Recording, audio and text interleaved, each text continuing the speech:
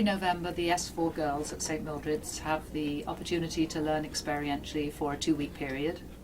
This past November we had a group of girls who stayed locally for job shadowing experiences.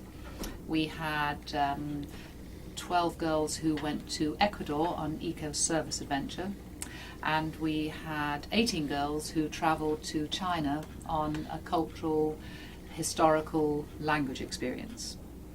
We were able to take our social documentary day as an opportunity for the girls in those groups to look back on their individual experiences and reflect and think about the story or the key learning that came from those experiences.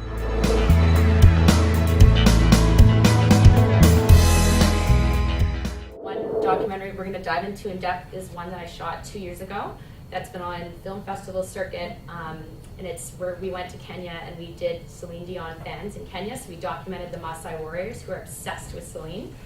And it sounds really funny, but actually in another 6 weeks I'll be in Vegas shooting with Celine Dion and screening the film with her, and I'm hoping to invite her back to Kenya to give a concert to a lot of her fans. We're going to start off doing the welcome and kind of overview. We're going to talk about the 1-minute challenge.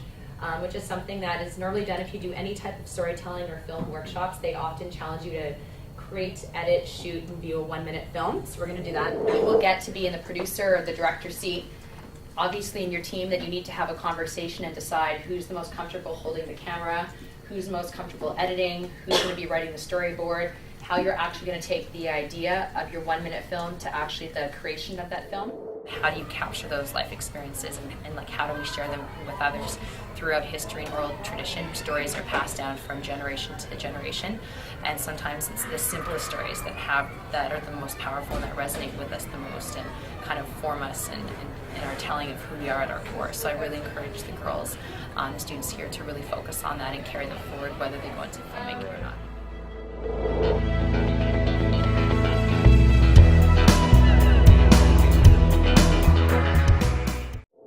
Skills that the girls were able to learn in a short period of time in this one-day session. I had about an hour and 10 minutes with each group, and at that time they learned all about capturing, inputting, and editing their video as well as sound, and went through probably what I would call the 10 basics of iMovie, but then they had an opportunity to kind of explore some other things. So the feedback that I got from the girls was there was a lot of learning going on, and there was a lot of like, wow, this is easy, and so they really wanted to even get more on that technical end of things, which is great. Another thing that worked out really well was the girls were all paired. So the girls who were in the S4 class who had done some work with iMovie before were paired up with girls who hadn't,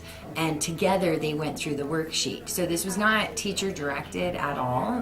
The students taught each other, and they were given a little video clip to just butcher and create something completely different with it, and we had time to share some of those at the end.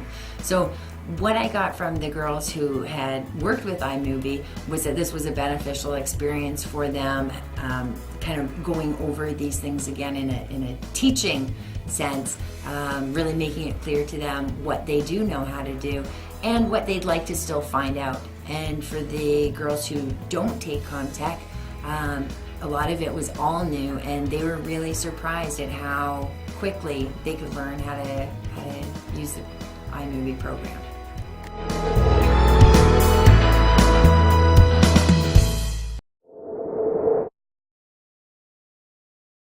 Last November, a few of us had the opportunity to go and visit Ecuador. One of the greatest experiences that we had in Ecuador was the couple of days that we got to spend with the children from the Casa de las Niñas organization and from the Campo Verde school.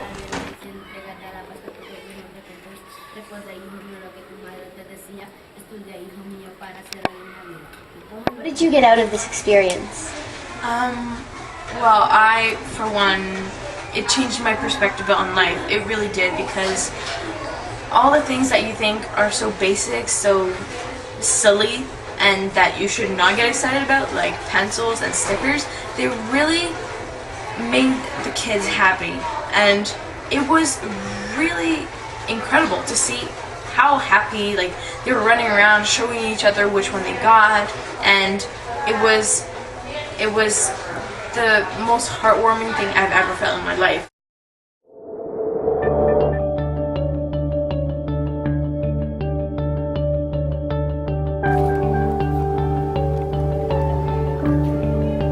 When we visited the schools in China, everyone was so welcoming.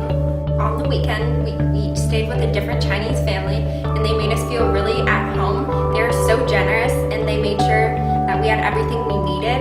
They treated us like relatives. The world is like a really big place.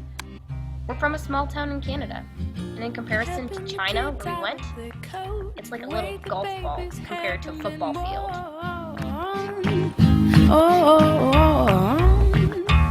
You know, it took me out of my comfort zone. It made me sweat, you know? It made you sweat? Yeah. This is us, but it doesn't only have to be us. The world has a lot more people in it. We should really start thinking about them, too. From China, we gained a worldly perspective, and we learned to be ourselves, to let go, and just to enjoy the rest of life.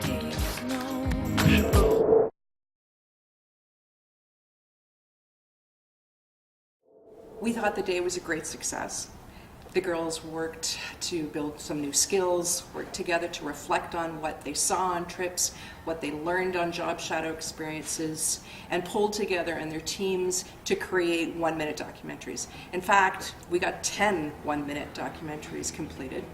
They were tired at the end of the day, but they were so proud of what they did.